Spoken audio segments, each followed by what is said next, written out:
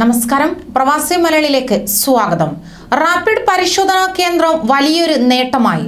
തിങ്കളാഴ്ച മാത്രം കൊച്ചിയിൽ നിന്ന് യുഎഇയിലെത്തിയത് 146 പേർ.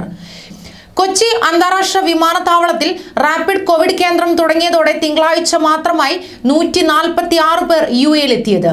തിങ്കളാഴ്ച രാവിലെ 8:15 പുറപ്പെട്ട ഇത്തിഹാദ് വിമാനത്തിലായിരുന്നു ഇത്രയും പേർ യുഎഇയിലെത്തിയത്.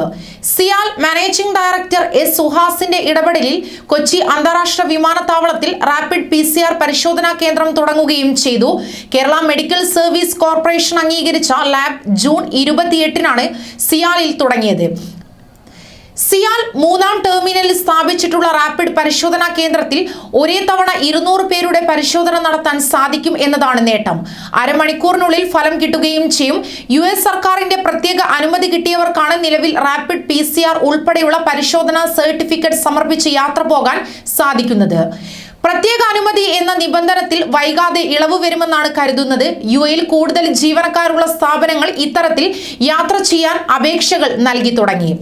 റാപ്പിഡ് കോവിഡ് പരിശോധനാ സംവിധാനം കേരളത്തിലെ വിമാനത്താവളങ്ങളിൽ നിലവിലില്ലെന്നുള്ള കാരണത്താൽ വിമാനയാത്രാ വിലക്കിൽ വലഞ്ഞിരിക്കുകയാണ് പ്രവാസികൾ. യുഎഇ അംഗീകരിച്ച വാക്സിൻ 2 ഡോസും സ്വീകരിച്ചവർക്ക് ജൂൺ 23 മുതൽ യാത്ര ചെയ്യാമെന്ന് Dubai supreme authority of disaster management അറിയിച്ചിരുന്നു.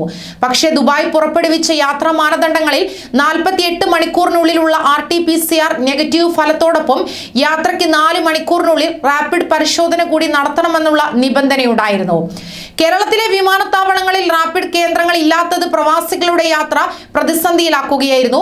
ആശയക്കുഴപ്പം വർദ്ധിച്ചതോടെ വിമാന കമ്പനികളും ടിക്കറ്റ് ബുക്കിംഗ് നിർത്തിവെച്ചു.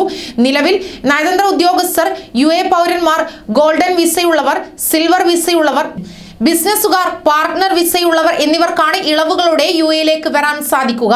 ഇവർക്ക് എല്ലാ കോവിഡ് മാനദണ്ഡങ്ങളും പാലിച്ചിരിക്കണം. ഇതുകൂടാതെ പ്രത്യേക അനുമതി നേടുന്നത് എങ്ങനെയെന്നുള്ള കാര്യം കൊച്ചി അന്താരാഷ്ട്ര വിമാനത്താവള അധികൃതരും വ്യക്തമാക്കിയിട്ടില്ല.